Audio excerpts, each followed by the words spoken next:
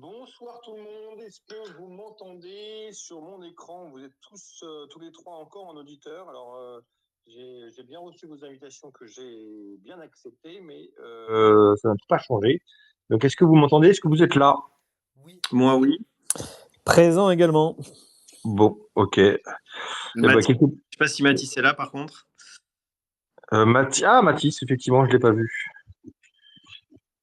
Mathis, je vais pouvoir lui envoyer une petite invitation et puis on va pouvoir commencer tranquillement. Désolé pour le faux départ. Oh, c'est arrivé d'autres fois. Je crois que la plus grande notre plus grande débandade, c'était avec Pierre Aristouille où on avait dû s'y reprendre à 2, 3, 4 fois. Tu te souviens, 10 fois même.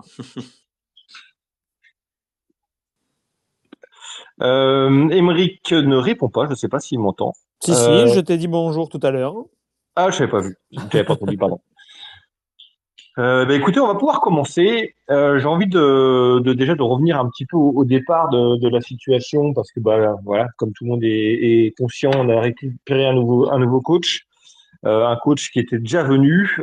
J'avoue que je ne sais pas si vous ça l'a fait un petit peu comme ça, mais cette conférence de presse est venue remettre un petit peu de baume au cœur. Est-ce que vous l'avez vécu pareil? On va commencer par toi, Jean-Charles. Ouais, carrément. Effectivement, j'ai eu l'impression que pour la première fois depuis très longtemps, on a un coach qui met les mots en face de la situation. On n'est plus dans la calinothérapie. On n'est plus en train de dire oui, on va encore se sauver, les joueurs sont confiants.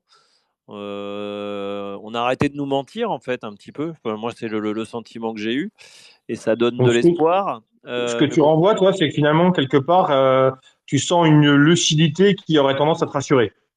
Oui, alors la lucidité, il en fallait parce que c'est vrai que le précédent coach, il était très bon communicant, mais il était trop policé, quoi. Il nous racontait un peu ce qu'on voulait entendre.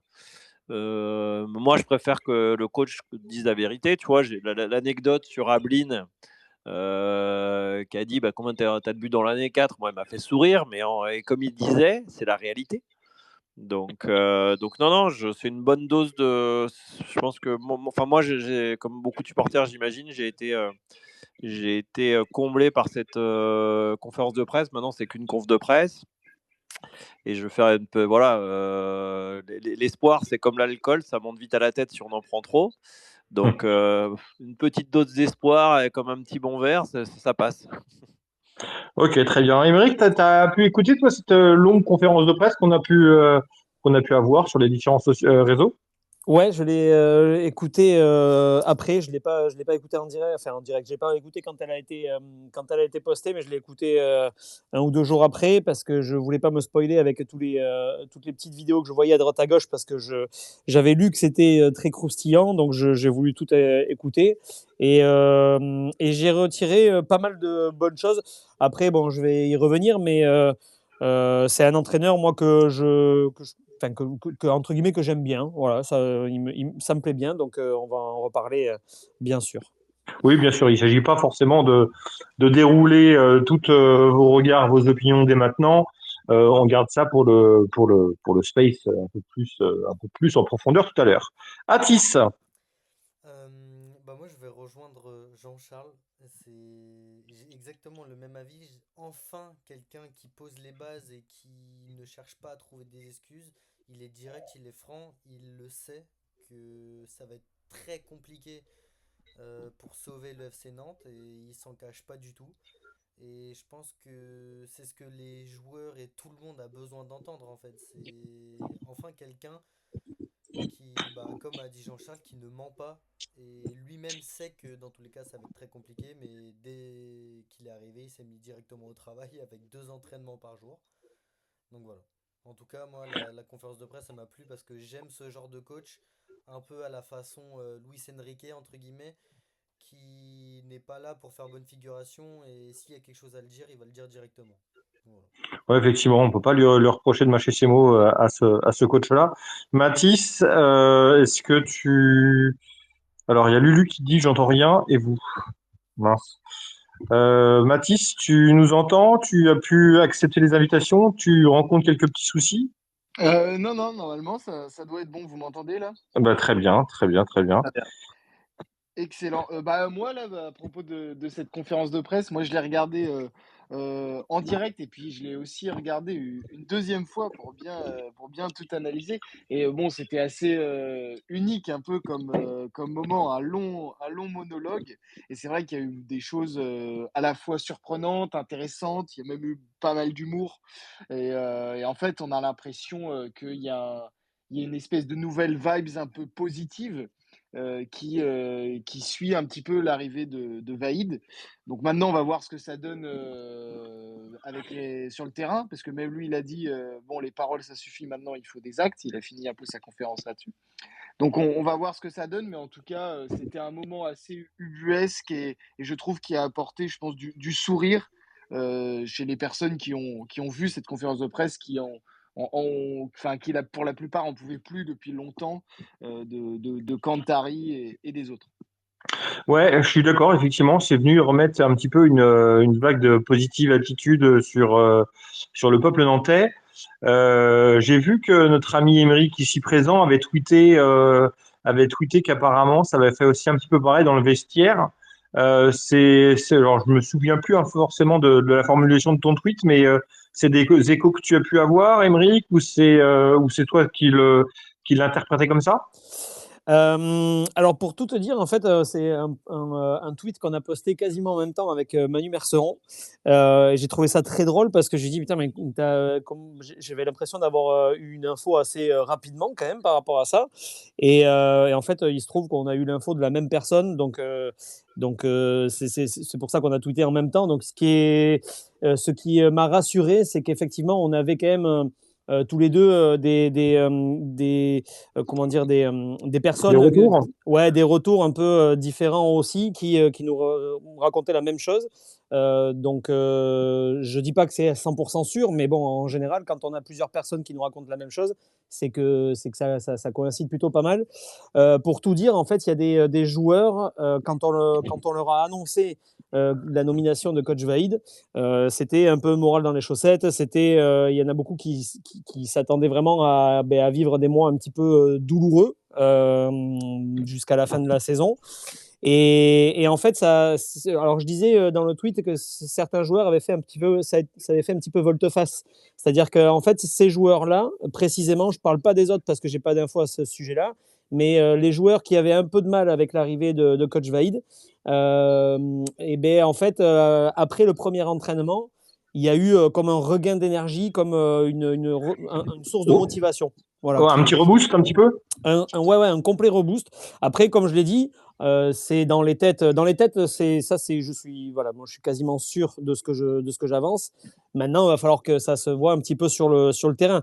Mais en tout cas, dans les têtes, ça a fait beaucoup de bien, cette arrivée. Bon, écoute, n'en dis pas beaucoup plus. Je vais vous proposer d'enchaîner avec quelque part la première question que j'avais préparée pour vous ce soir et de vous replonger un petit peu quelques mois, que dis-je, quelques années en arrière avec le départ de Vajdanovic au mois d'août 2019, si mes souvenirs sont bons, parce que à mon sens, c'était pas quelque chose d'anodin qui s'était passé.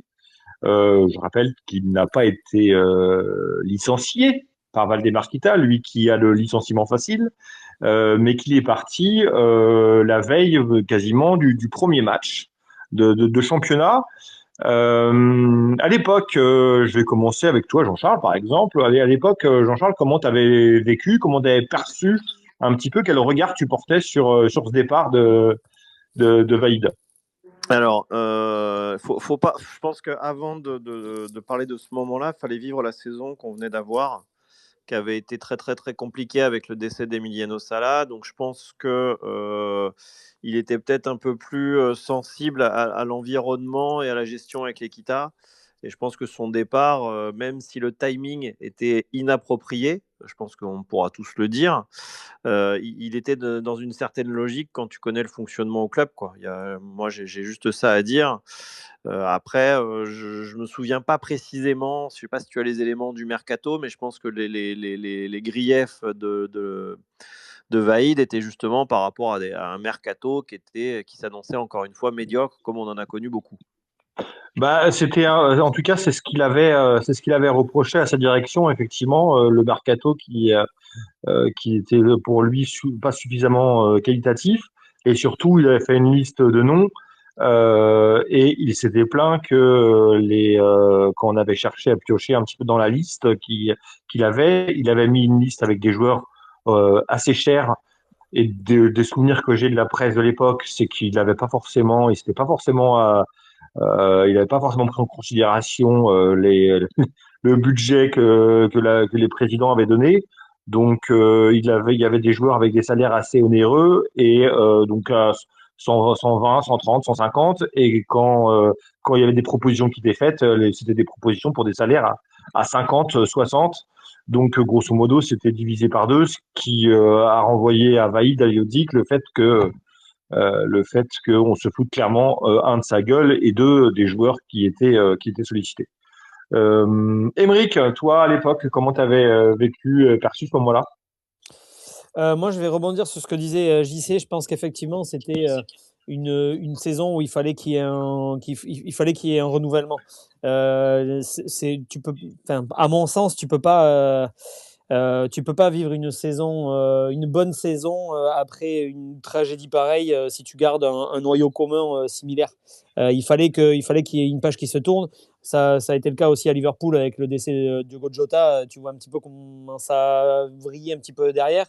Je pense que c'était une bonne chose que Vaïd s'en aille, même si à ce moment-là, je le regrettais parce que je trouvais qu'il mettait énormément de discipline et on le connaît d'ailleurs pour ça.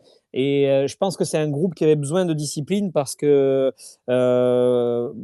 pour faire le parallèle avec un petit peu aujourd'hui, mais quand tu compares les deux effectifs, je trouve pas qu'à cette époque-là, on avait un effectif beaucoup plus brillant et beaucoup plus attendu dans les places européennes, tu vois, par exemple. Donc, Commence pas à tout spoiler, s'il te plaît. On y viendra je plus parle tard. de la saison 2018-2019.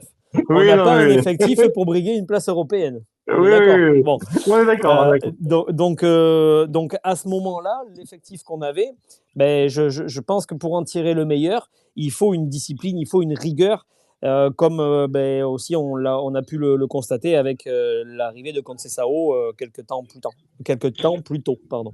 Ouais, je te rejoins là-dessus. Mathis, est-ce que malgré ton jeune âge, à l'époque, tu étais encore vivant ou tu t'en souviens un petit peu encore? Ah non, non, je m'en souviens bien. J'étais collège, lycée. Non, je me souviens effectivement. Déjà, je me souviens surtout que c'est un peu hormis la saison dorée Comboiré ou Coupe de France et 9e de Ligue 1, c'est la dernière saison où on n'avait pas joué le maintien un peu jusqu'au bout, hein. Cette saison-là où il était présent. Ensuite, effectivement, il est parti. Moi, ce que je regrettais, c'est que quelques jours après, il prenait les commandes du Maroc, avec lequel il est resté 3 ans.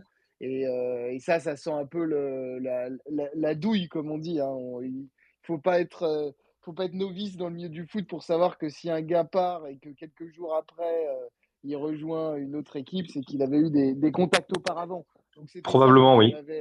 c'était ça, moi, qui m'avait plutôt frustré, mais en même temps, je peux le comprendre, puisque prendre la sélection du Maroc était à l'époque une sélection très prometteuse. C'était évidemment bien plus excitant et aussi moins fatigant, parce il avait déjà un certain âge de prendre une sélection, qu'un club comme Nantes où c'est vraiment les montagnes russes.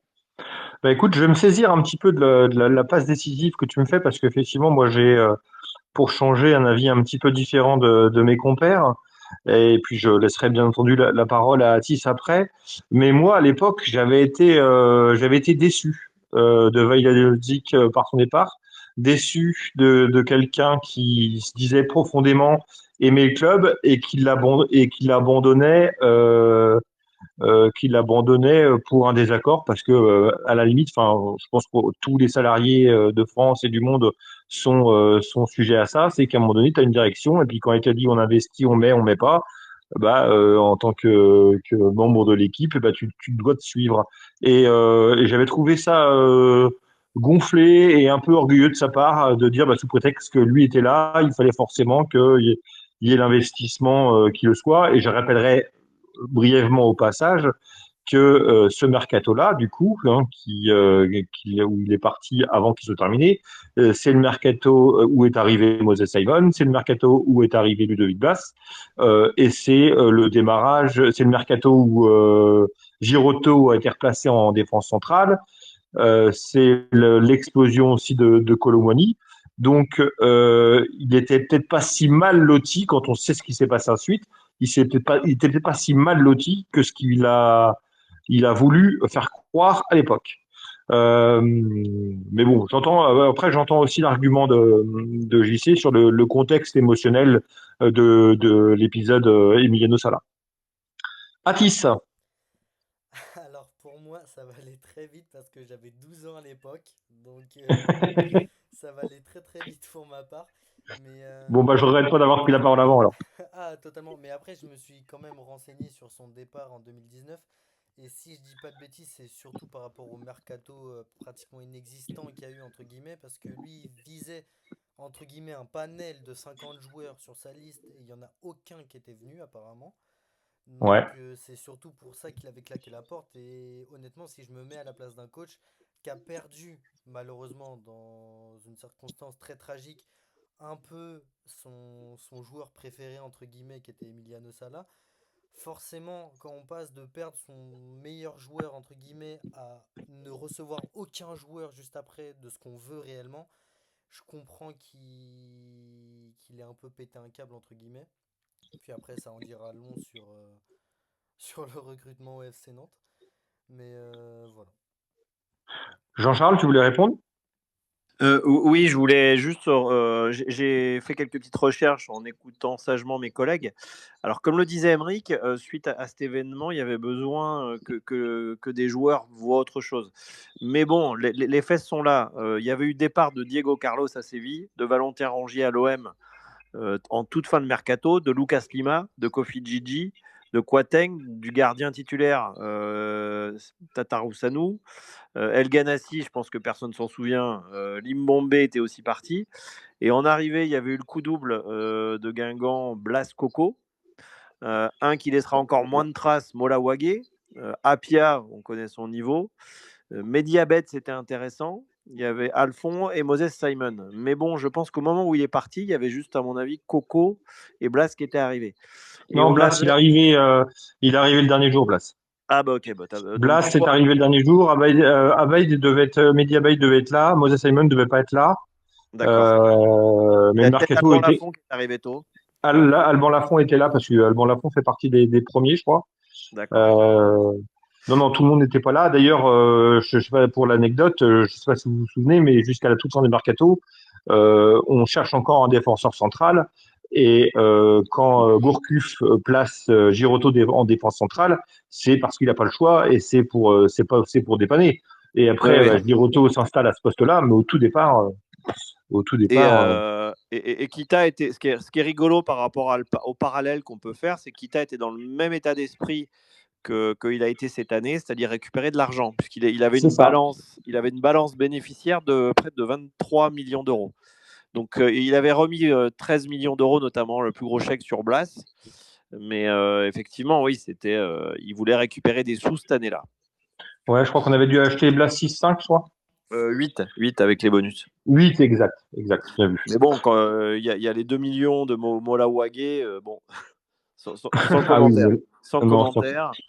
Et on avait laissé encore partir des joueurs, Kouateng, Tatara Ousanou, gratos, quoi. Tatarusanu était parti gratuitement? Oui, à l'OL, ouais, tout à fait. Ok.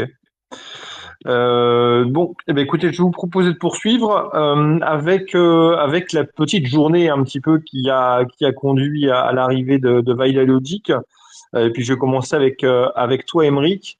La journée des rumeurs folles, la journée où justement le reportage sur Renan Denouex, le jeu avant le jeu est sorti et où on a eu cette piste Aristouille qui est venue un petit peu germer et puis enflammer les réseaux. Parmi toutes ces pistes, toi, je connais quelques éléments de réponse, donc je vais abréger ma question. Qu'est-ce que tu as envie de nous dire un petit peu sur cette journée-là et sur ces rumeurs? Qu'il y a eu énormément de fausses informations. Il y a eu beaucoup de contacts aussi pris avec des entraîneurs. Alors, la seule piste où j'ai pas du tout d'informations, donc je pourrais pas dire si c'est vrai ou pas, c'est sur Der Zakarian. A priori, non, mais petit bémol dans le sens où voilà, j'ai pas d'informations à ce sujet-là. Sur Pierre Aristouille, là j'ai bien sûr une information qui vient de la source et il n'y a pas eu de contact, il n'y a rien eu du tout, ni de près ni de loin. Il y a juste eu des discussions au sein du club, et enfin au sein plutôt du board. Voilà, au sein du board, il y a eu des discussions et le nom de Pierre Aristouille est visiblement ressorti, mais à aucun moment il y a eu de lien avec le principal intéressé. Donc ça, c'est clair, net et précis. Petit aparté. Il y en a qui disent oui, mais David Filippo, il a dit que. Alors non, David Filippo, si on lit bien ce qu'il a écrit, il a jamais dit qu'il y avait eu des contacts. Il avait dit que, enfin, il a écrit que le nom de Pierre Aristouille avait circulé à la Jonelière. Mais c'est tout. Hein. Il n'a pas écrit que voilà. Et c'est l'équipe, par contre, qui mentionne le fait qu'il y a eu des contacts. C'est faux. Voilà, ça, je suis assez clair là-dessus. C'est faux, clairement faux. Pour revenir sur la période du mois de décembre où, là aussi, paraît-il, il y avait eu des discussions avec Pierre Aristouille pour le faire revenir suite au départ euh, j'allais dire Miguel Cardozo, mais parce que je suis encore De Castro? de Castro, merci. Suite au départ de Castro, il y a un déjeuner, oui, qui était prévu avec Pierre Aristouille, avec un des membres de la direction pour essayer de renouer un petit peu le lien. Rendez-vous qui a été annulé très peu de temps avant cette date-là, sans stipuler la raison. Mais en tout cas, voilà, pareil, là, il n'y a pas eu de contact, il y a juste eu une invitation qui a été annulée au dernier moment. Et autre chose, et là c'est la dernière info que je donnerai parce que c'est la seule et la dernière que j'ai, c'est que quelques temps avant que Cantari ne soit licencié, il y avait déjà eu des appels un petit peu à droite à gauche. Et figurez-vous qu'il y a un entraîneur que vous connaissez tous ici, puisqu'il s'appelle Antoine, qui a été de nouveau contacté par notre chère direction. Et ça, c'est pareil, c'est pas une blague, c'est pas un poisson d'avril avant l'heure ou quoi. C'est une vraie info qui a été en plus, pour ceux qui écoutent de temps en temps RMC, ça a été dit là hier ou avant-hier. On en a parlé, Clébar, il y a 2-3 jours. Donc voilà, Comboiré avait été recontacté déjà. C'était fin février, quelque chose comme ça. C'était en fait juste avant qu'il signe officiellement au Paris FC.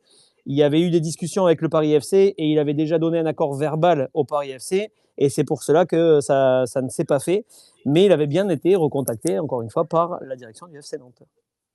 Ouais, effectivement, on a appris ça. J'avoue que c'est incroyable. Incroyable d'imaginer qu'on est passé à deux doigts de Camboiré version 3.0.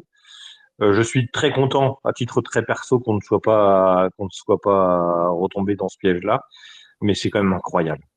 Mais ce qui est incroyable, c'est que a priori, Comboiré n'aurait pas forcément dit non s'il n'y avait pas eu de lien avec le Paris FC. Hein. Donc on n'est vraiment pas passé loin de avoir Antoine Comboiré sur le banc du FC Nantes. Et ça, je pense que ça aurait été assez unique, puisque un coach qui revient 2 fois dans le même club, c'est déjà arrivé plusieurs fois. Mais alors faire la passe de 3, ça aurait vraiment été et en plus, un avec si peu d'intervalle. Et puis 3 en 6 mois presque. Hein. Ouais, c'est ça. C'est avec 1 ou 2 coachs à chaque fois en intervalle, quoi. Bon après, à sa place, il a raison de dire oui. Hein, il doit prendre 2 millions à chaque fois. Hein. Ah bah ouais, lui, il se fait un paquet de pognon à chaque fois. Tu m'étonnes. Moi, je veux bien te virer 10 fois par le FC Nantes. Hein, ce prix-là. C'est clair, moi aussi. Jean-Charles, sur un petit peu la journée des folles rumeurs, toi, comment t'as vécu cette journée? Qu'est-ce que tu espérais? Est-ce que finalement aussi ces rumeurs-là, par rapport, je sais, on avait eu l'occasion d'en parler, toi, t'étais plutôt très très favorable au départ de Cantari et dans les Tout à fait, délais. ouais. Donc, la surprise probablement quand tu as dû avoir le nom de Vaida Jodzic. Et puis, ouais, vas-y, je t'en prie. Oui, non, c'était la grosse surprise puisque les petites infos qu'on avait en off ne nommait pas forcément Vaïd Halilhodžić. Moi, on a eu comme Aymeric des infos sur Aristouille, mais c'était des discussions internes au club. Ils n'ont pas été jusque-là. Ce qu'a freiné, moi, les infos qu'on m'a données, ce qu'a freiné le retour d'Aristouille et aussi le retour de Michel Derzakarian, c'est les tensions qui sont encore existantes avec le club, avec certains. Parce que la Jonelière, c'est toujours très compliqué d'exister, en sachant que les patrons ne sont jamais là, donc ils ont leurs petits yeux, puis il y a des petites mains, on va les appeler comme ça, qui sont pas forcément, qui défendent pas forcément tout le temps les intérêts du club. Et il semblerait aussi, ça a été confirmé, hein, que le choix a été dicté plus par le papa que le fils. Je pense que Aymeric, tu pourras me confirmer, mais le Koumboiré, c'était une action de Franck. Je sais pas si tu sais. Ouais, c'est Franck, mais ça a été validé par Valdemar. Et c'est Valdemar qui l'a fait appeler. Alors, il n'a pas appelé directement, mais c'est Valdemar D'accord. qui l'a fait appeler. Et moi, sur les infos qu'on m'a données, le choix de Vaïd, c'est pas une idée de Franck, ça viendrait plus du papa, qui effectivement, moi sur ce qu'on m'a dit, a repris la main un petit peu par rapport au choix Cantari, où Franck Kita, il y a encore quelques jours, le défendait jusqu'à s'enterrer avec lui, quoi. Donc c'est une petite transition. Alors moi, il y a une photo qui m'a choqué, je ne sais pas si vous l'avez vue, cette photo, c'est sur la photo du club, le premier jour de coaching de Vaïd, avec un Franck Kita tout sourire. Moi, ça m'a foutu un peu les nerfs et je me dis qu'il ferait bien de prendre du recul parce qu'il aurait dû appuyer sur le bouton. Et je suis très déçu, encore une fois, par Franck Kita. Et ça me fait mal aussi de le dire, mais le fait que le père ait repris la main, c'est peut-être ce qui va nous sauver, quoi. Alors, l'avenir nous le dira, effectivement. Mathis, Ouais, bah c'est vrai que c'était une journée assez folle, mais c'est vrai qu'à chaque fois qu'un entraîneur se fait limoger, on est plutôt habitué à qu'il y ait toujours un petit peu les mêmes noms, les fameux pompiers de service de la Ligue 1 qui ressortent un petit peu à droite à gauche. Et c'est vrai que Vahid Halilhodžić, enfin, l'actu est tombée comme ça. C'est pas des rumeurs, c'est directement, c'est sorti et tac, c'est lui qui va devenir l'entraîneur du FC Nantes. Et je pense que beaucoup ont été surpris puisque ça faisait 4 ans qu'il n'était pas allé sur un banc. Je pense qu'on va en parler aussi dans la suite du Space, mais ça peut être aussi impactant pour cette mission de 9 matchs. Et puis aussi, on pensait pas, je pense, une nouvelle fois, voir un entraîneur qui était déjà passé par Nantes revenir comme ça pour une mission très compliquée, comme il l'a dit. Donc non, vraiment une journée surprenante et aussi assez marrante, hein. Moi, quand j'ai vu le push West France, Vahid Halilhodžić, futur entraîneur du FC Nantes, ça m'a doucement fait sourire. Ça montre une nouvelle fois, en fait, que quand il s'agit d'entraîneurs comme de joueurs, avec le FC Nantes, il faut s'attendre à absolument tout et n'importe quoi. Et c'en est une nouvelle illustration. Enfin, une nouvelle illustration, mais c'est au moins la 2e ou 3e de la saison déjà, et c'est ça qui est problématique pour l'état sportif du club.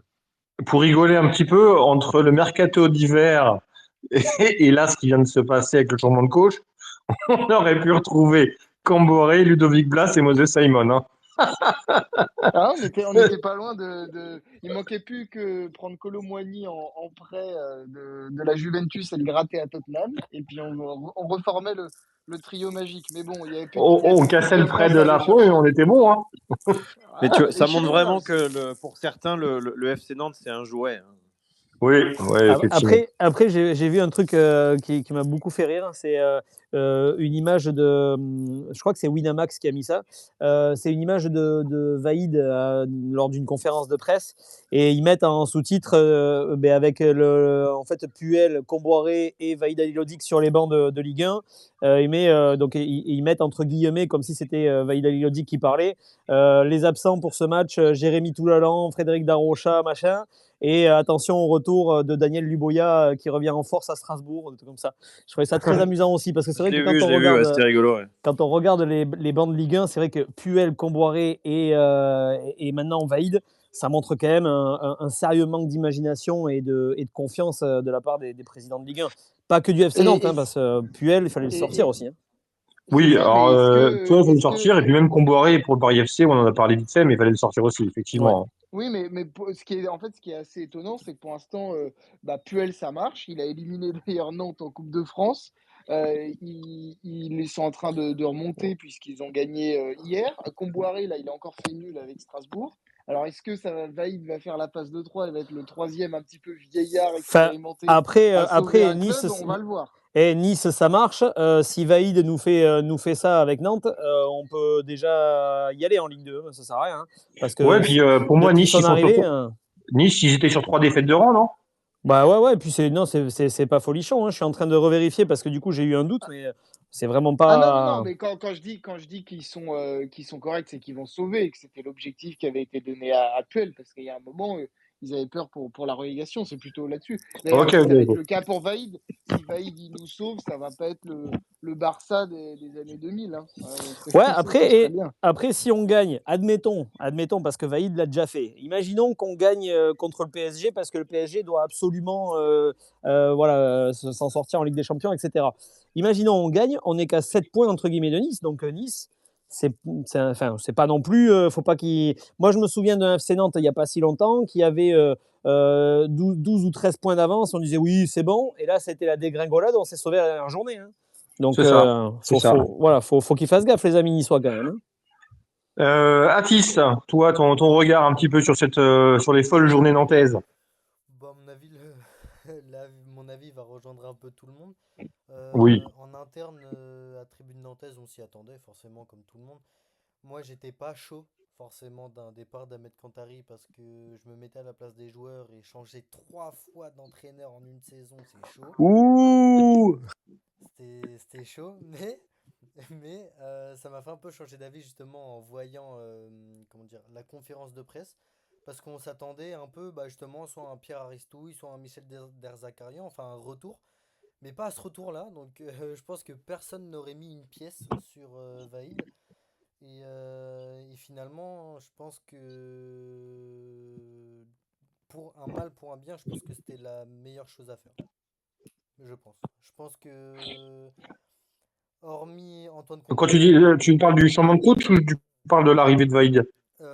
les deux. Je pense que actuellement, ça aurait été compliqué de trouver entre guillemets un meilleur coach, et surtout un coach qui veut reprendre le FC Nantes actuellement, parce qu'il y a ça aussi qu'il faut se dire, c'est que Vaïd, il n'a pas accepté tout de suite, il n'a pas accepté tout de suite la condition, il a mis 2 3 jours avant d'accepter quand même. Donc déjà retrouver confiance au jeu, surtout un coach qui puisse avoir les épaules et qui accepte aussi ce poste-là. Donc je pense que le FC Nantes ne pouvait pas faire mieux sur ce coup-là, à mon avis. Ouais, j'ai tendance à te rejoindre un petit peu là-dessus. Je proposais d'enchaîner avec un autre thème. Émeric l'a évoqué un petit peu tout à l'heure en parlant de rigueur et de discipline concernant Vaïd Halilhodžić. C'est un petit peu la réputation qu'il a. Je fais partie des gens qui pensent que le management de Vaïd Halilhodžić, c'est pas uniquement ça, ou en tout cas la rigueur dans l'engagement, dans la combativité, ok, mais il y a aussi une discipline tactique et que c'est aussi un coach qui sait faire jouer ses joueurs. Est-ce que vous me rejoignez là-dessus? Comment vous pourriez définir un petit peu le jeu de Vaïd Halilhodžić? Le premier qui souhaite prendre la parole, n'hésite pas à la prendre pour répondre à cette question. Bah, moi, je veux bien et je vais rebondir sur Salah puisqu'on en parle, mais Salah, cette saison-là, c'est pas forcément, enfin, en tout cas, l'attaquant qui joue le plus en Ligue 1 cette saison-là avec le FC Nantes, c'est Khalifa Koulibaly. Faut pas l'oublier quand même. C'est quand même 32 matchs sur la saison. Donc, enfin, je trouve, ce que je veux dire par là, c'est que on finit 12e avec un effectif où tu as Koulibaly qui est quand même un des attaquants titulaires. On a cette saison-là, on a un effectif quand même enfin, moi, que je trouve quand même très limité. On a Oui. juste à la limite le milieu de terrain qui est plutôt potable, mais on a Kouateng qui joue au latéral droit, on a une défense avec Nicolas Palois titulaire toute la saison, et ce qui est pas, c'est pas dérangeant parce qu'il fait une saison plutôt correcte. On a Anthony Libombé aussi qui est là. Donc, quand on regarde un petit peu l'effectif, et j'ai été regarder un petit peu l'équipe type cette saison-là, eh ben, honnêtement, j'ai pas l'impression que ça soit une équipe supérieure dans le championnat à l'effectif qu'on a aujourd'hui. Ou en tout cas, c'est pas flagrant, quoi, ce que je veux dire. Alors, Donc, Émeric, force est de constater. me permets Ouais, de te couper 2 minutes parce que, en fait, moi, ma question, c'était un petit peu ah, je comment t'entends tu plus. perçois. Tu m'entends ou pas? Ah, là, ça y est, c'est bon. C'était un petit peu comment tu percevais le jeu et le management de Vaïd. Effectivement, cette saison-là, mais cette saison-là, elle est tronquée par le décès d'Emilio Salah. On peut supposer que footballistiquement parlant, ça a impacté les joueurs pendant quelques mois et que finalement, en termes de résultats, il n'y a pas grand-chose à tirer là-dessus parce que les joueurs avaient la tête dans le fond, au fond du trou. Déjà, on nous Non, mais enlevait, justement, et j'allais y venir, j'allais faire la Ah, transition pardon. avec cette saison. Mais ce que je veux dire par là, c'est que ben, à ce moment, enfin, sur cette saison-là, je trouve que finir 12e avec tout ce qui se passe et avec l'effectif, ben, je trouve que ça montre un état d'esprit quand même assez guerrier de ce coach-là. Ça montre comment dire, une intensité qui est parée à toute épreuve, quoi. Donc là, je me dis que si il faut réagir et créer un électrochoc avec un coach, eh ben, en tout cas, ça me paraît une idée plutôt intelligente à tester. Un Dupraz, par exemple, pour moi, aurait fait l'affaire aussi. Mais bon, Dupraz, le problème, c'est que ils auraient été capables de se dire, bon, mais on repart avec lui la saison prochaine. Et Dupraz, on sait très bien que ça marche sur du court terme, mais pas sur du long terme. Vaïd, ouais, moi aujourd'hui, si on me demande mon avis sur la fin de saison, ben, je pense qu'il y a moyen de tenter quelque chose. On se sauvera peut-être pas, mais bon, voilà. Avec Vaïd, moi, je peux y croire. Tu demandais un mot pour définir le style de jeu, ou en tout cas le coach a dit que ben, pour moi, c'est rigueur, discipline. Voilà. Et c'est ce qu'il faut aujourd'hui, je trouve. Ok. Atis? Un peu mentalité homme de l'Est, pareil comme Emric, rigueur, discipline. Je pense que, à mon avis, il est comme lors de ses conférences de presse pendant les entraînements, il ne va pas mâcher ses mots. Mais en même temps, j'ai envie de dire, c'est le genre de coach qui mâche pas les mots, mais quand il le fait, en fait, ça fait du bien parce qu'il a les mots justes entre guillemets. Comme lorsque il tire sur Mathis Abline en disant t'as mis 4 buts dans ta saison, j'en ai mis 4 en un match. C'est des petits tirs et tout, mais qui peuvent reprovoquer une étincelle chez un joueur et le relancer. Donc je suis assez Alors pour les plus anciens d'entre nous, enfin les plus anciens, il n'y a pas besoin d'être très anciens, mais en fait, il s'était passé exactement la même chose avec Emiliano Sala à l'époque. Hein. Il avait chambré Emiliano Sala. Alors je sais plus à combien de buts il était quand il est arrivé. Il devait être à 3-4 buts. Et puis il l'avait chambré en disant bah, pour avoir mis que 3 buts, c'est pas possible, t'es pas attaquant quoi. Tu vois, il l'avait chambré un petit peu pareil, et puis bah finalement au moment où il part à mi-saison, Salah est à 12 buts moi je me souviens, c'était une formidable période parce que c'était mon avant-centre titulaire sur mon petit gazon, donc je gagnais tous mes matchs. Malheureusement, la fin de saison était différente. Vas-y, je t'ai coupé, je te laisse poursuivre. non, mais voilà, c'est ce que j'avais envie de dire. Puis après, forcément, il y a eu les images des entraînements sur les réseaux sociaux du FC Nantes. Bon, c'est de la communication, c'est normal, mais bizarrement, c'est pas les mêmes visages que lorsqu'il y avait Cantari, par exemple. Là, c'est des visages fermés, c'est des visages concentrés, et ça se voit que Vaïd va apporter un nouveau souffle aussi à l'équipe. Et ce qui m'a fait bizarre, c'est que j'ai vu par exemple, bon, je vais tirer un peu dessus, mais Nicolas Kozza qui réussit des tacles, mais qui les réussit vraiment, qui garde le ballon dans les pieds en taclant. Mais, euh, mais je pense que quelqu'un qui soit honnête, surtout avec les joueurs, et qui leur dit que ça va pas être simple, que il y a plus de la moitié d'un corps d'un joueur qui est en Ligue 2 actuellement, ça va peut-être leur faire peut-être un électrochoc et c'est ce que j'attends et je pense que c'est ce qu'on attend tous de l'arrivée de Vaid. Puis c'est surtout que, comme il a dit, il est vieux, il sera là que pour 9 matchs maximum, peut-être 11 si on arrive à avoir les barrages. Mais il est juste là pour sauver le FC Nantes et puis comme il a dit, il a une dette envers le club donc il va tout faire pour le sauver. Mathis?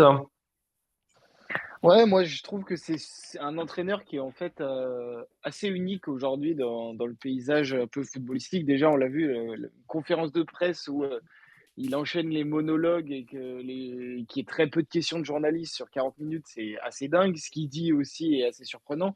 Et dans sa manière aussi de coacher, c'est assez unique. C'est-à-dire que c'est une ambiance très, très militaire, très, très dure. Et en même temps, il y a, comme vous avez dit, de la rigueur, de la discipline.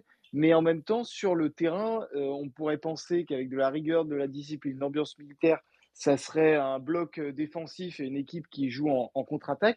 Et c'est pas forcément ça.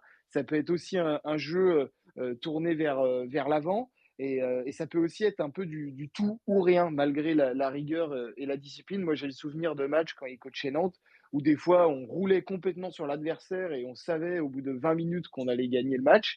Et il y a d'autres matchs où c'était très compliqué et on savait, à l'inverse, justement, qu'on n'allait rien pu faire, enfin, qu'on allait rien pouvoir faire contre l'adversaire du soir. Donc c'est vraiment un entraîneur unique qui mixe un peu rigueur, discipline, mais en même temps jeu vers l'avant et puis aussi pas trop de complexe et parfois je dirais même un manque un peu d'équilibre pour tout simplement garder une équipe un petit peu stable, notamment au milieu de terrain et devant. Ouais, ouais, j'ai le souvenir d'une équipe solide. J'ai le souvenir aussi qu'on marquait beaucoup de buts. Je sais plus si c'est à une série avec Camboire ou avec Ayozik.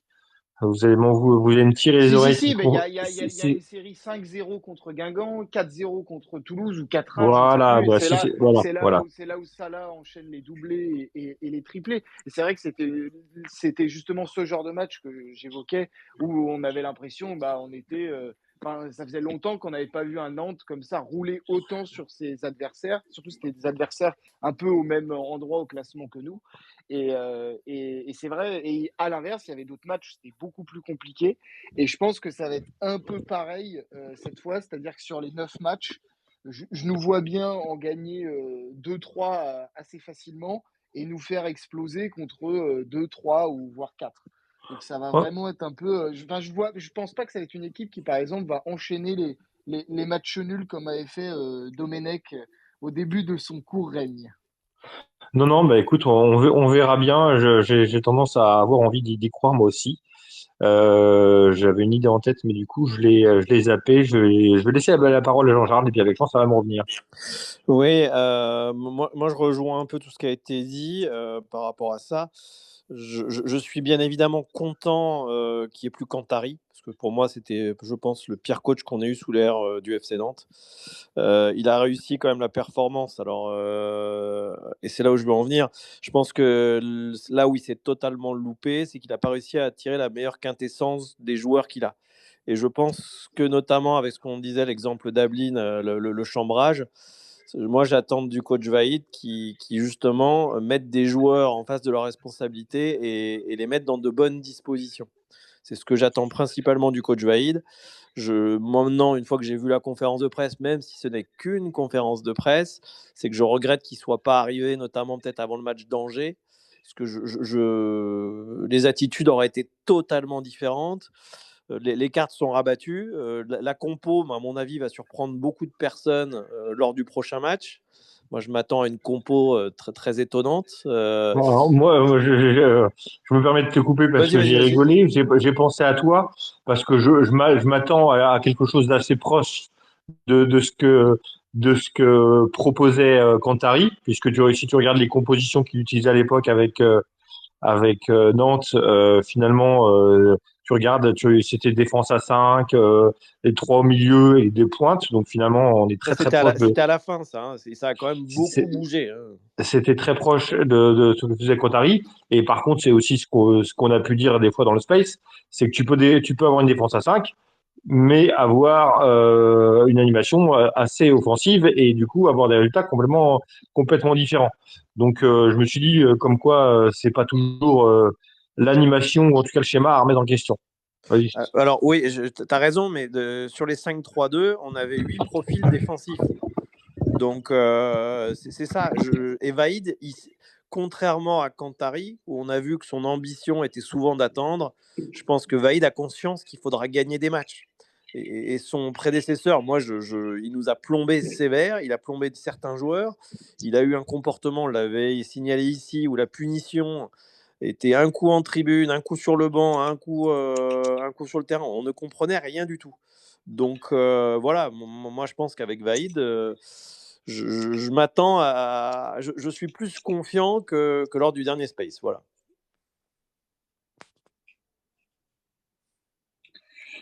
D'accord, ok. Eh ben, écoutez, je vais vous proposer d'enchaîner.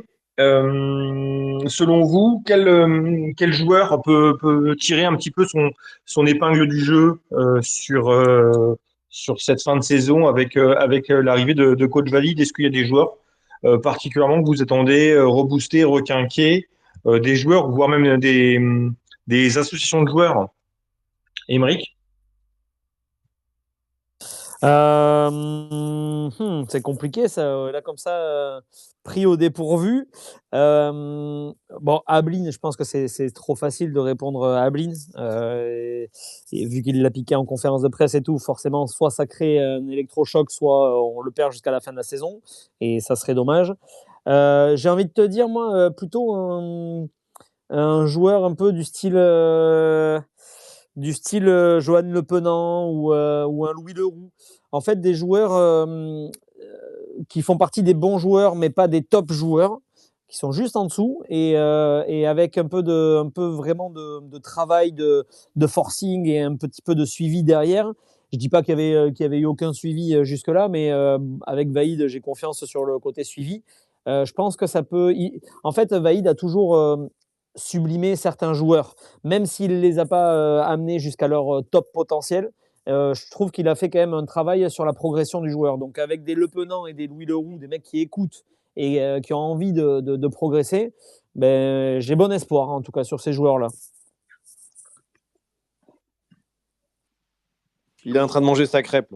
Ouais, c'est Non, ça. non, non, pas du Après, tout. attends, et t'étouffe pas, mais si tu veux, je peux te dire Radakovic au poste d'avant-centre. Hein. Non, non, désolé, un petit souci. Jean-Charles, si tu veux enchaîner. Alors moi j'aurais dit Ablin comme Emeric, mais bon, je vais rajouter un qui nous a beaucoup déçus depuis le début de saison. Je pense que s'il offre des minutes à Mostafa Mohamed, je, je pense qu'Ablin va mettre pas mal de buts d'ici fin de saison, c'est ma conviction. Mais bon, il ne faudra pas que des buts d'Ablin pour nous sauver. Il faudra qu'il y ait d'autres joueurs qui brillent. Allez, je vais miser sur Mostafa Mohamed qui va nous mettre encore 3-4 buts d'ici fin de saison. Et je pense que ça peut convenir aussi à un Rémi Cabella, un joueur assez expérimenté qui a été un peu utilisé bizarrement par Cantari, d'ailleurs, comme tous les joueurs. Donc, ouais, Ablin, Mostafa et Cabella, pour moi, le trio.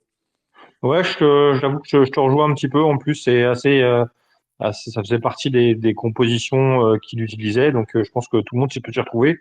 Et je reste convaincu que le meilleur de Mohamed et le meilleur de Ablin sur le terrain, c'est quand ils sont l'un et l'autre titularisés, ce qui est finalement pas arrivé tant de fois que ça. En tout cas, seul au pointe rarement. Et puis la meilleure période d'Ablin, ça reste Ablin à gauche et puis Mohamed dans l'axe. Et la plupart des buts de Ablin, c'était aussi très souvent grâce au travail de prise de défenseur de Mostafa Mohamed. Donc je pense que ils peuvent vraiment, enfin en tout cas j'espère qu'ils peuvent vraiment tirer leur épingle du jeu pour ça. Atis. Oui, pour moi, ce serait. J'avais envie de dire Cabella.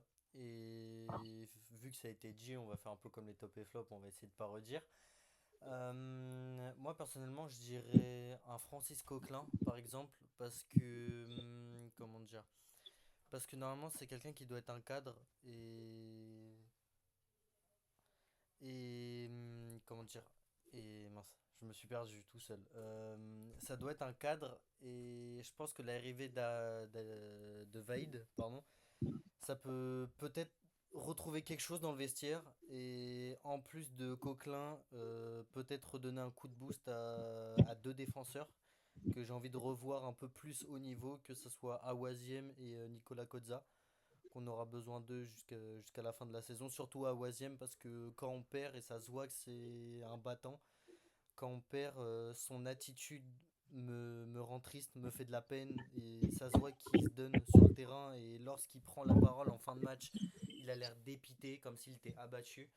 Donc rien que pour ça, j'aimerais qu'il retrouve vraiment son étincelle et pourquoi pas nous faire une bonne fin de saison. Mais il faut retrouver des cadres dans le vestiaire et des vrais cadres Ben, qui poussent c'est l'équipe. vrai que ce que tu dis là, ça fait penser à quelque chose que Ali Odik a pu dire durant la conférence de presse, à savoir que, Ali Odik disait qu'il n'aimait pas la défaite, et que après une défaite, il dormait pas, Ouais, que c'était ou en un tout lion cas en très cage. mal. Ouais, comme un lion en cage, exactement. Et bah, il est vrai que je trouve que à Nantes, depuis quelques années, on a commencé à apprivoiser les défaites et puis finalement à pas trop mal les vivre. Mm. Et des joueurs comme Awaziem font partie de ces joueurs-là qui, je pense, à un coach comme Ayodzik, ça peut effectivement les requinquer et puis aller un peu, comment dire, venir rappeler un peu le naturel du joueur qui déteste la défaite.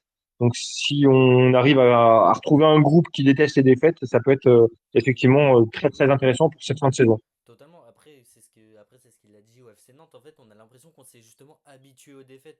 Parce qu'on prend un but, on commence à perdre et il n'y a aucune réaction. Et en fait, on accepte la défaite alors que le match n'est toujours pas fini.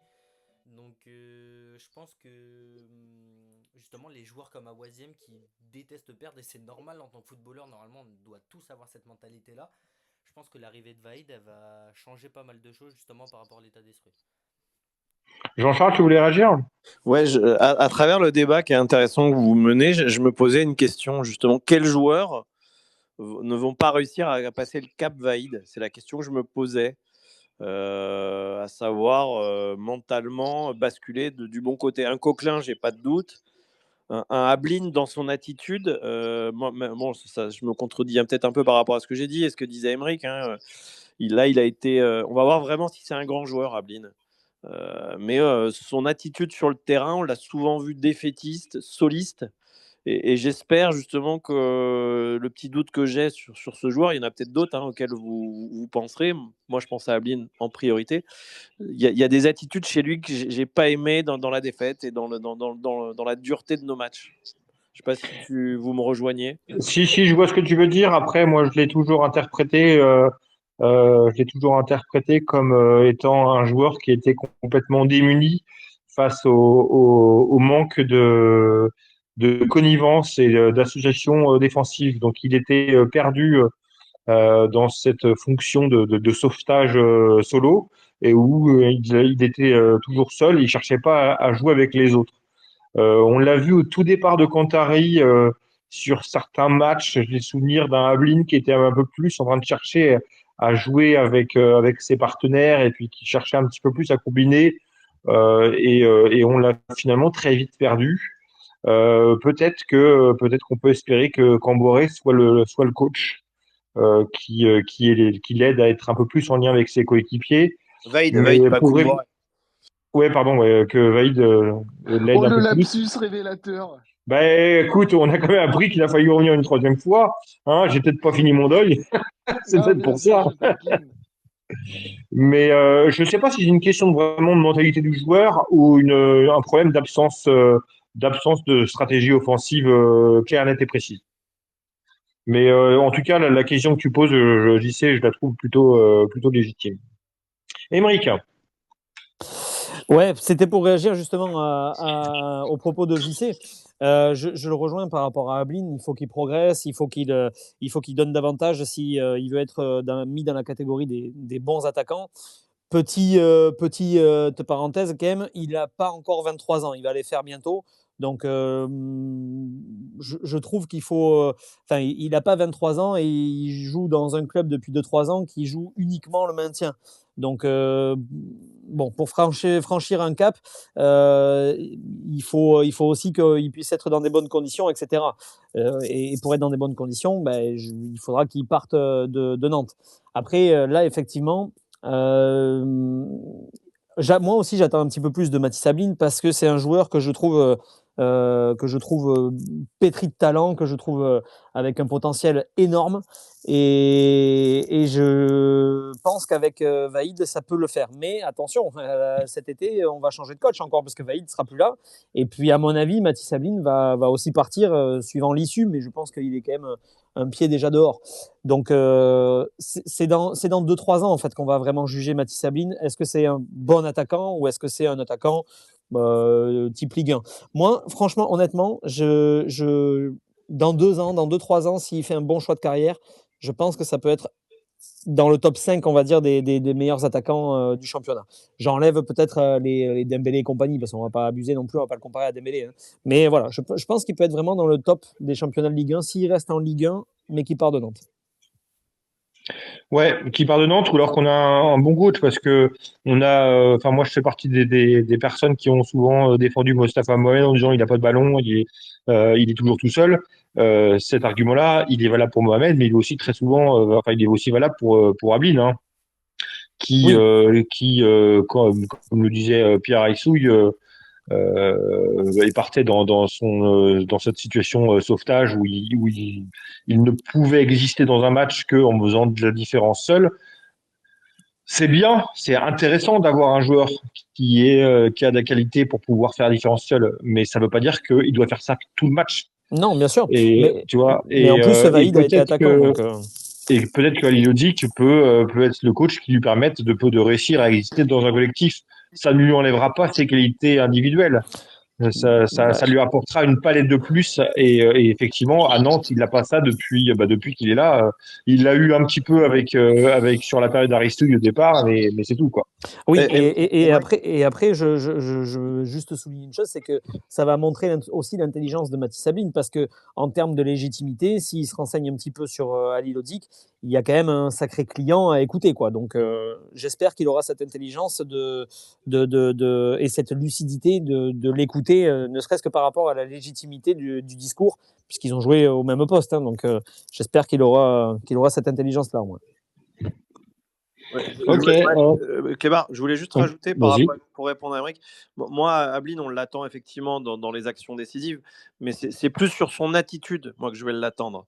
C'est-à-dire à pas trop regarder ses chaussures. Je sais qu'il y a des moments difficiles, les matchs vont pas être simples, mais je pense qu'on va en gagner. Et dans les moments difficiles, il faudra qu'il prenne cette hauteur pour essayer de passer outre ça. Voilà. Alors juste moi sur ça, je suis beaucoup plus réservé, parce que des joueurs qui ont un mauvais caractère, ça prouve qu'ils ont quand même un Je dis pas caractère. que c'est un mauvais caractère, attention. Hein. Non, mais mauvais caractère dans le sens où tu dis que ça peut être mal interprété, ou ça peut être en tout cas tiré vers le bas. Ça peut De la tirer vers le bas. frustration, ouais. Ouais. À ce sujet-là, il y a une très belle interview de Philippe Mexès, qui est un mec extraordinaire et un excellent joueur d'ailleurs. Donc je vous encourage à aller la voir. C'est avec Smaïl Bouabdella. Il parle de Djibril Cissé. Djibril Cissé, tous ceux qui ont joué avec lui, ils disent c'est un joueur qui était, en fait, il était tellement attiré par le but que quand il n'avait pas de ballon, quand il n'arrivait pas à marquer ou à tirer au but et tout ça, il n'arrêtait pas de balancer les bras en l'air, il n'arrêtait pas de râler, de critiquer même ses coéquipiers. Et pourtant, la carrière de Djibril, je la souhaite à Mathis Sabine.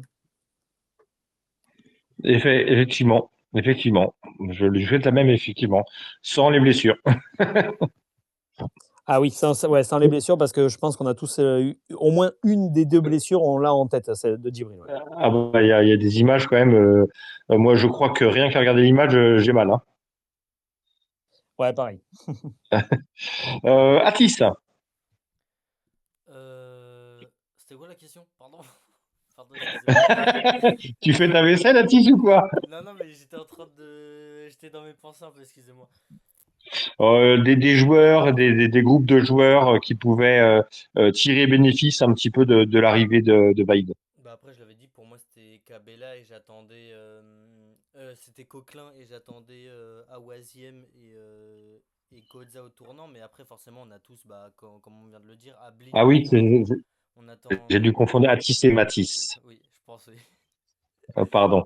Alors Matisse, Non, moi c'est très marrant puisque Emeric a cité deux joueurs, Le Penant et Leroux en préambule au tout début pour sa première réponse à cette question. C'était vraiment les deux joueurs auxquels je pensais parce que 2 joueurs effectivement qui sont plutôt des joueurs de l'ombre, des travailleurs un petit peu et qui n'ont pas encore atteint le plein potentiel qu'ils ont.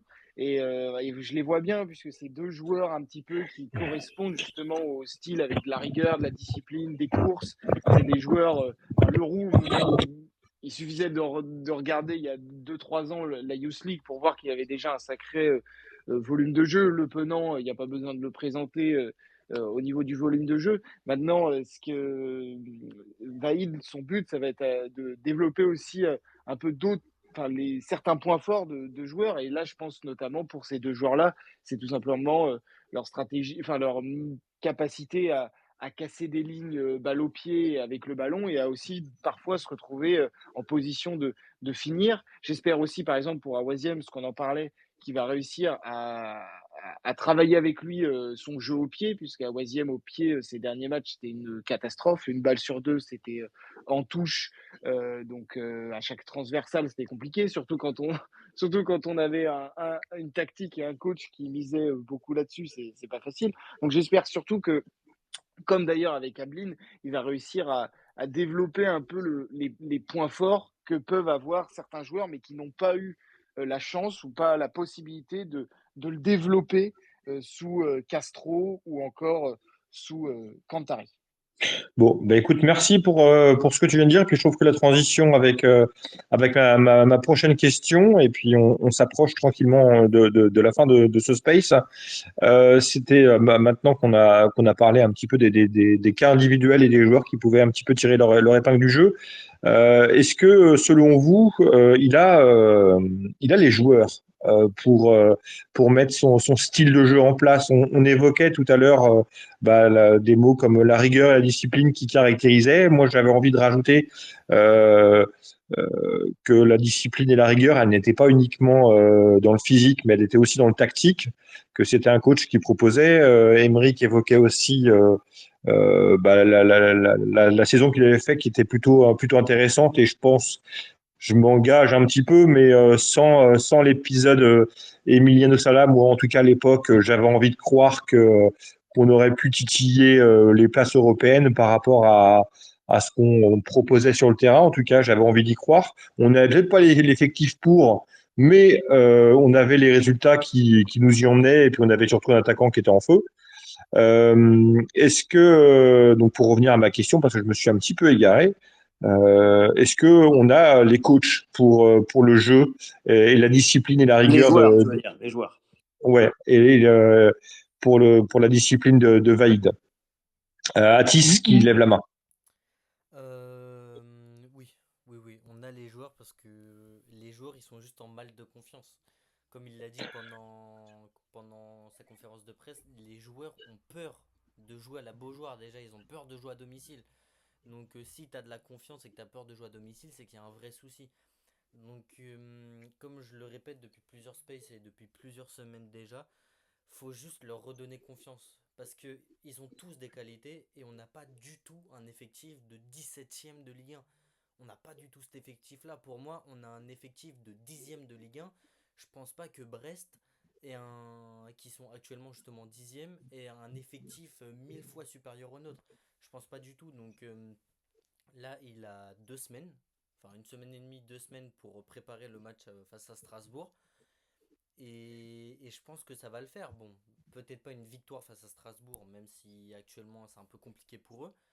Mais je pense qu'ils ont largement les armes et Vaïd a largement les joueurs pour faire quelque chose et pour assurer le maintien ou alors aller chercher le maintien même au bout des barrages. Mais il peut faire quelque chose avec ses joueurs et c'est largement faisable pour moi. Largement. Et pour se prononcer un petit peu, réussir à ne pas à se maintenir sur les barrages, on peut y croire ou pas? Faut y croire, mathématiquement c'est possible. Mais si je me trompe pas, là c'est 9 points de retard. 9 ou 10. Avec la victoire de Nice, oui, ça doit être ça, oui. Ouais, parce que du coup c'était le Havre, du coup qui est repassé 15e, mais le Havre c'était 9 points d'avance. Et si Emeric a dit que le Havre faisait nul face à Lyon, Donc normalement, il devrait prendre un point. Donc à ce niveau-là, c'est 10 points. C'est ça, le Havre a fait 0-0 contre Lyon, donc c'est 10,2 Ouais, de voilà. retard sur la 10 15e points, place. 10 points, il reste 9 journées. En sachant que du coup, on tape Paris, on tape des Rennes, on tape des Lens, si je dis pas de bêtises. On tape Auxerre et Metz, qui eux aussi vont jouer leur survie. Donc c'est loin d'être des matchs compliqués parce que tous les matchs qu'on va jouer tombent face à des adversaires qui jouent déjà quelque chose aussi. Donc ça va être compliqué, mais bon, faut croire jusqu'au bout. Mais après, c'est ce que j'ai dit, malheureusement, avec l'état de forme actuel, et je dis bien actuel du FC Nantes, et je ne vois pas le FC Nantes passer les barrages, en fait, malheureusement. Donc à voir tout ce qui peut se passer jusqu'à la fin de la saison, mais il faut rester Quand tu dis que tu positif. vois pas le, quand tu dis que tu vois pas le FC Nantes passer les barrages, tu vois pas le FC Nantes aller au-dessus de cette place-là, tu veux dire. Ouais, non, non, c'est en mode de passer les barrages, c'est aller au barrage et perdre face au concurrent de Ligue 2 qui va affronter le FC Nantes en barrage. Parce que actuellement, Oui. c'est un niveau au-dessus. La Ligue 2 pour le FC Nantes, c'est un niveau au-dessus, malheureusement. Ok. Émeric, même question avec une petite, un petit pas un petit piège, mais une petite notion supplémentaire que j'ai envie de rajouter. C'est est-ce que finalement ces 2 semaines là, enfin en tout cas c'est ce match reporté face au PSG, c'est pas quelque chose de bénéfique? Bah, dans l'état actuel des choses, si. En tout cas, ça laisse un peu plus de temps à Vaïd de travailler avec ses joueurs. Ça laisse un petit peu plus de temps aussi à tout le monde de retrouver peut-être un regain d'énergie. Donc, je pense que je pense que ça peut faire du bien. J'étais initialement pas content entre guillemets de cette décision d'accepter le report, mais en l'état actuel, je me dis que ça peut être plutôt effectivement bénéfique. Ouais. Et sur les joueurs enfin Ayodik a à disposition, est-ce que tu penses que du coup ça peut lui permettre de mettre en place son style de jeu? Oui, oui, je pense qu'il est, encore une fois, pour moi, je le dis depuis des semaines et même des mois, pour moi, on n'a pas un effectif catastrophique comme je peux entendre ici et là. On a juste eu des entraîneurs qui n'ont pas su tirer le maximum de leur potentiel parce qu'aujourd'hui, enfin, je veux bien débattre, mais j'arriverai difficilement à changer d'avis si quelqu'un me dit que là, on a un effectif qui est à 100% de son potentiel. J'y crois pas à ça. Donc ça veut dire qu'il y a beaucoup mieux à faire. Et honnêtement, je pense qu'il y a vraiment beaucoup mieux à faire. Quand on voit les joueurs que l'on a, je pense très certainement qu'on peut aller faire beaucoup mieux que ça. Donc, ben voilà, wait and see. Il va falloir attendre maintenant et faire un bilan de coach Vaïd dans 9 matchs ou plus. Jean-Charles, hein. Je rejoins les collègues, on a l'effectif pour. Maintenant, faut en tirer quelque chose de mieux, forcément, ce que n'a pas réussi du tout le coach Cantari. Et par rapport, si on compare les deux premiers coachs, le petit commentaire que j'aimerais, c'est que l'effectif du mois d'août n'a plus rien à voir avec bien évidemment celui de janvier. On ne serait pas dans cette situation si on avait eu des joueurs comme Kaba, par exemple, Youssef, dès le début de saison. Donc c'est ça que je veux souligner, c'est que c'est vrai que la performance de Castro, il aurait peut-être pu faire un peu mieux. Il s'est entesté sur 2-3 choix, mais c'est surtout la performance de Cantari qui est à blâmer par rapport au matos qu'il a, parce qu'on a, comme disait Emeric, je pense quand il disait non, c'est Atis qui disait qu'on pouvait être 10e de championnat, mais c'était pas par rapport à l'effectif du mois d'août. Je pense que c'était par rapport à l'effectif de maintenant. Ouais, c'est vrai que je rejoins pas mal les propos d'Atis sur le fait que le propos, enfin, l'effectif est en difficulté. C'est beaucoup, le problème est beaucoup mental. Alors effectivement, Cantari a pas forcément, enfin pas du tout réussi à les remettre d'aplomb. Mais juger aussi sévèrement un coach qui a fait que 10 matchs, je trouve que ça revient à légitimer ce que font les Kita depuis des années, de penser que le football doit s'installer en un claquement de doigts. Moi, j'ai quand même tendance à penser que c'est un peu plus compliqué que ça. On a eu cette semaine en plus un reportage sur Reynald Denouex ou qui vient nous renvoyer que le football et la construction d'un jeu, d'une équipe, ça prend du temps.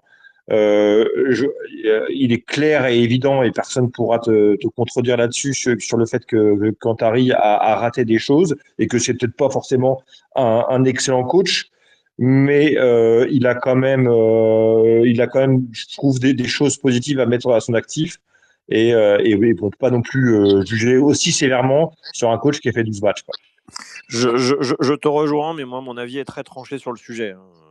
Oui, oui, bah, on a Oui, bien vu. je m'en Si cache tu veux, on a pas, bien hein, je vu. m'en cache pas, et on en a eu des coachs pas bons, et c'est vrai que pour moi, Kantari, c'est catastrophique. Son point fort, c'est la communication, mais derrière, il y a rien du tout, quoi. Moi, j'étais beaucoup plus en difficulté avec Camboiré qui voyait semaine après semaine que ce qu'il proposait ne fonctionnait pas, ne marchait pas, qu'il n'y avait aucune réaction et qui perdait ses joueurs, plutôt que Kantari qui, quand il y avait quelque chose qui perdurait de match, hop, le match après, c'était réglé. Et donc forcément, on aurait aimé que ça aille plus vite. Forcément, on peut, à son crédit ou à son crédit, ouais, il a pu bénéficier des recrues qu'on aurait tous aimé voir sur Castro, pour Castro, mais bah, mine de rien, il y avait une heure. Elle s'est fait critiquer, la pauvre, mais il y a une journaliste qui a évoqué sur l'équipe que mine de rien, à force de creuser et de chercher, il y avait du mieux. Il avait réussi à trouver une défense un peu plus solide ça dernier temps. Il y avait peut-être, avec quelques matchs, il aurait peut-être réussi à trouver des trucs positifs d'un point de vue offensif. On le saura jamais, mais juger un entraîneur comme étant le pire parce qu'il a fait 10 matchs, si on veut aller par là, bah, Colo qui a assuré l'intérim et qui a perdu ses 2 matchs, et puis Lariep, bah, ils sont encore pires que lui. Non, non, enfin, le football, c'est compliqué. Il y a 11 hommes à manœuvrer, à gérer. Il a récupéré les joueurs qui étaient dans un état émotionnel, je pense, lamentable parce qu'ils comprenaient rien, mais rien de ce que demandait Castro. Et pourtant, moi, je regardais Castro, hein. Mais c'est. Ah, bref, on va passer le sujet quand t'arrives. Puis de toute façon, on est sur Aliodzik. Mathis. Oui, non, pour répondre à tes deux questions, moi je pense qu'effectivement, il a largement l'effectif pour mener, enfin, du moins pour essayer de mener à bien sa mission, puisqu'il a un mélange de joueurs plutôt expérimentés. On va penser à Cabella, Lopez, El Arabi, qu'il a d'ailleurs connu en sélection du Maroc, puisqu'il a dit en conférence de presse, mais moi, il y a 6 ans, j'ai plus aucun joueur pareil à Nantes, et c'est le seul joueur du coup qu'il a un petit peu connu, même si c'est seulement en sélection. Donc on a quand même, on a aussi Coquelin, un joueur expérimenté, et à côté on a un mix aussi avec des jeunes joueurs qui ont envie de monter, qui ont montré de plutôt bonnes choses, je trouve, même sous Cantari et sous Castro. Donc, il va y avoir un peu ce mix des deux. Et puis, au milieu, un petit peu des joueurs travailleurs de l'ombre. On peut penser à Waziem, Youssouf, Kodza. On en parlait, Le Penant aussi. Et je pense que c'est justement, c'est parfait pour lui, puisqu'avec les jeunes, il va vouloir les faire progresser un maximum avant qu'ils partent. Ça va être une de ses missions. Et d'un autre côté, il va pouvoir s'appuyer sur les joueurs expérimentés pour apporter cette discipline qu'il va rechercher. Donc j'estime que c'est vraiment un bon effectif. Et pour ta deuxième question, non, Nantes, ça serait un rêve total, hein. Je dis toujours qu'il faut toujours garder espoir et rêver. Mais Nantes, aujourd'hui, on joue les barrages. Et ce qui est bien, c'est que le club, et je pense que tout le club, et Vaïd, et les joueurs, et le board, ils sont tous d'accord là-dessus, que l'objectif numéro un, c'est le barrage. Et c'est très important, je trouve, d'en être conscient maintenant pour éviter des mauvaises surprises et pour se dire que ah bah 5 journées de la fin, ah bah enfin 2 journées de la fin, ah bah oui en fait il faut qu'on se prépare mentalement à jouer un barrage. Non, il faut mieux savoir que maintenant, dès maintenant, que en fait ça va pas être 9 matchs, ça va être 11 matchs dans le meilleur scénario possible. Et ça c'est important psychologiquement mais aussi physiquement parce que pendant 11 matchs ça veut dire que ça va énormément travailler notamment du coup sous Vaïd. Eh ben écoute, je te remercie Mathis, et puis je te propose, je te remercie, je te rejoins même sur ce que tu viens de dire, et je te propose même que ce soit un petit peu le mot de la fin pour ce space un petit peu hors série de ce soir, en cette soirée électorale. J'espère que ce petit moment vous a plu. Amis intervenants, si vous avez des petites choses à rajouter, ben écoutez, n'hésitez pas à lever la main ou à prendre la parole. C'est le moment parce que nous allons. Kébar, j'aimerais juste évoquer un dernier point. Ben, je t'en prie. C'est par rapport à la réaction du public. J'espère, c'est plus un cri du cœur à la rigueur qu'une question. J'espère que la Beaujoire va répondre par rapport à ce que représente Ali Hodvik. Et j'inclus la BL. Après, ils sont libres, bien évidemment. Hein, ils n'ont pas été gâtés, ils font les déplacements. Mais j'espère que cette notion d'union sacrée va voir le jour, comme il a un peu appelé de ses voeux il y a quelques jours. Eh ben, tu fais bien de nommer ça. Il me semble avoir compris. J'avoue que Ali Hodvik, il n'est pas toujours très simple à comprendre en conférence de presse, mais il me semble avoir compris qu'il devait rencontrer les groupes de supporters. Il l'a dit, oui, il l'a dit. Voilà, donc soit il l'a fait, ou soit c'est prévu pour bientôt. Mais ouais, on peut espérer que l'arrivée et la nomination d'Ali Hodvik viennent un petit peu réveiller et repermettre à la Beaujoire d'avoir une ambiance digne de ce nom. C'est possible. Le maintien, on ne l'aura pas qu'à 11 hein, sur le terrain. Ça sera le maintien de toute une ville, hein, encore une fois. On est d'accord. Bon, eh ben écoutez, je vous souhaite à tous et à toutes une belle fin de soirée et puis à la soupe. Allez, au potage. Bonne soirée. Ciao, bonne soirée. Bonne soirée. Tchuss.